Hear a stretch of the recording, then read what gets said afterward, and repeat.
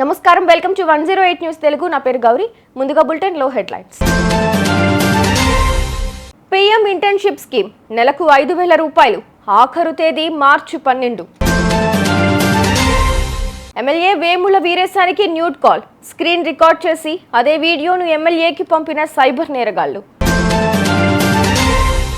నిప్పుల కుంపటిగా తెలంగాణ, 40 డిగ్రీలకు చేరువలో ఉష్ణోగ్రతలు. కుంభమేళాలో 30 కోట్ల రూపాయలు సంపాదించిన family, UP CM Yogi Adityanath వెల్లడి. పీఎం ఇంటర్న్షిప్ స్కీమ్ కోసం దరఖాస్తు గడువు మార్చి 12తో ముగియనుంది.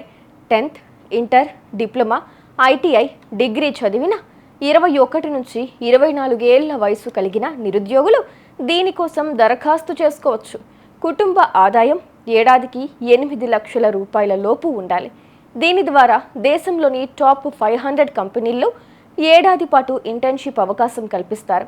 నెలకు 5,000 రూపాయల స్టైఫండ్, వన్ టైం గ్రాంట్ కింద 6,000 రూపాయలు ఇస్తారు. సైబర్ నేరగాళ్లు రెచ్చిపోయారు. ఏకంగా నకిరేకల్ కాంగ్రెస్ ఎమ్మెల్యే వేముల వీరేశంకు సైబర్ నేరగాళ్లు న్యూడ్ కాల్ చేశారు. క్షణాల పాటు దాన్ని స్క్రీన్ రికార్డ్ చేసి ఆయనకే పంపి డబ్బులు డిమాండ్ చేశారు. అయితే ఆయన స్పందించకపోవడంతో ఆ వీడియోను కొందరు కాంగ్రెస్ నేతలకు పంపారు.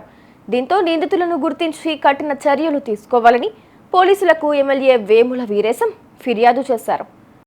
ఎట్లా ఉండాలనేటువంటి దానికోసమే మేము కంప్లైంట్ చేయడం జరిగింది.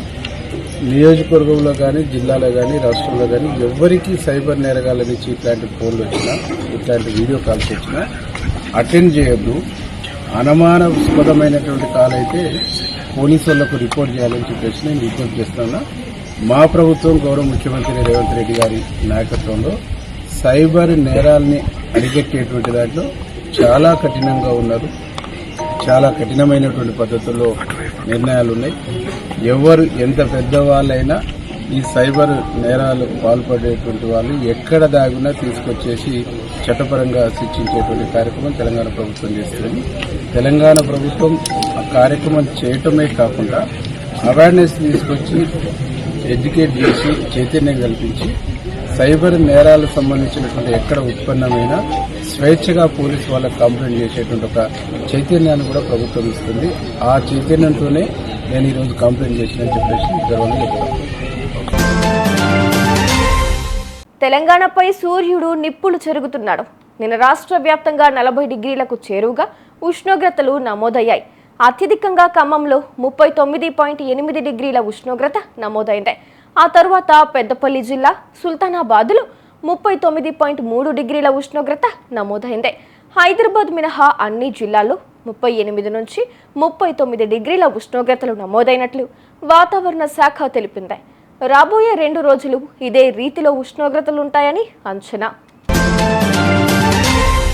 కిడ్నాప్, చోరీ, మర్డర్ లాంటి ఘటనలు జరగకుండా మహాకుంభమేళాను విజయవంతంగా నిర్వహించామని యూపీ సీఎం యోగి ఆదిత్యనాథ్ వెల్లడించారు. 7,500 కోట్ల రూపాయలు ఖర్చు చేస్తే పలు రంగాలకు 3 లక్షల కోట్ల రూపాయల ఆదాయం వచ్చిందన్నారు. అనేక కుటుంబాలు లాభపడ్డాయని తెలిపారు. ఓ ఫ్యామిలీ 130 బోట్లను నడిపిస్తూ 30 కోట్ల రూపాయలు సంపాదించిందని పేర్కొన్నారు.